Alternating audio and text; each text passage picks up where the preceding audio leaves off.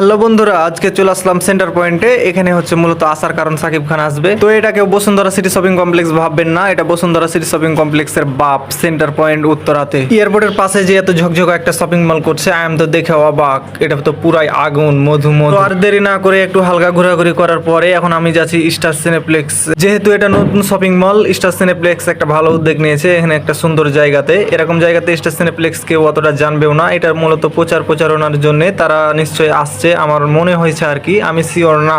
জায়গাটা একবারে first class জায়গা, আর সামনে একটা অনেক বড় রেস্টুরেন্ট আছে। তো যাই হোক, আমরা একটু ঘোরাঘুরার পরে এটাকে একটু আর কি এখন মূল পয়েন্টের দিকে এগোই, কারণ যে কাজের জন্য আসছি এটা হচ্ছে এরা সবাই বসে আছে। আমি যখন গেলাম তখন এরা দেখছি স্টেজ তৈরি করছে, এরা ফিটামিটা জুচ্ছে যেগুলো খাড়ো করলে।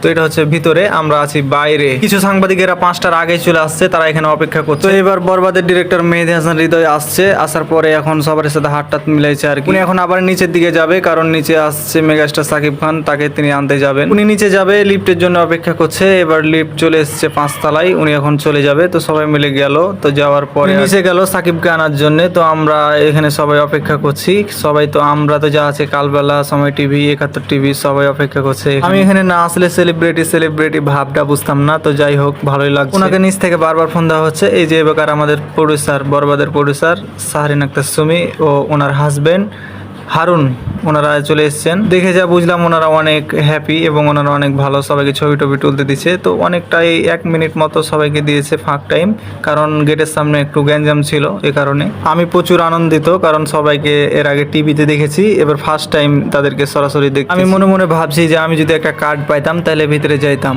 ওনাদের 8টার পরে প্রিমিয়ার শো চলবে। প্রিমিয়ার শো এর টিকিটের দাম জিজ্ঞাসা করলাম, ওনারা বলছে যে 1700 টাকা পার পিস, কারণ ওগুলো হচ্ছে ভিআইপি কেবিন। আর ওনারা চারটা শো, 4টাই ওনারা বুক করে ফেলেছে প্রডিউসার। তো ওনারা ভিতরে যাওয়ার চেষ্টা করছে, এখন ওনারা ভিতরে চলে গেল। ওনারা চলে যাওয়ার পরে আমরা লিফটের সামনে এলাম। লিফটে আসার পরে এই নীলা ভাইয়ের সাথে নাটক করে, এনার নাম এলিনা সাম্মি না কি জানি নাম।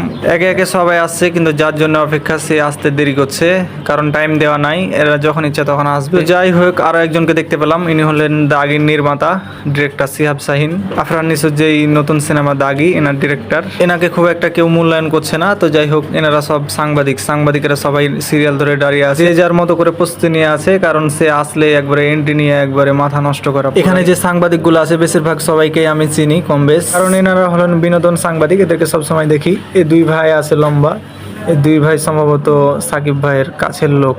এরা 2জন সবসময় ফোন দিছে, আর এই সেই অমুক ধমুক পুলিশের মতো হ্যালো হ্যালো হ্যালো, সবাইকে সব দিক থেকে সামাল দিছে এনারা সম্ভবত। তো এবার চিত্রনায়ক ইমন চলে আসছে, অনেক হাসি খুশি, সবার সাথে হাত মিলাইছে, বুক